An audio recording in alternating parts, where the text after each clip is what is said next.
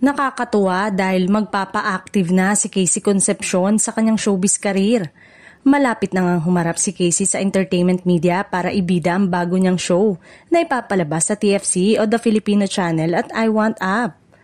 Ayaw pa nga lang ikwento ng source kung anong klaseng show ito pero at least daw, mapapanood na uli si Casey.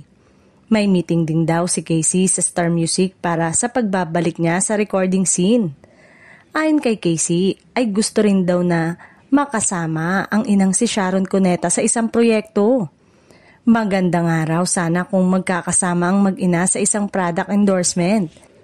Maganda rin na magkasama nga sa isang proyekto sina Casey at Sharon para matigil na rin ang ibang mga hilig-hilig gumawa ng istoryang hindi maganda tungkol sa mag-ina.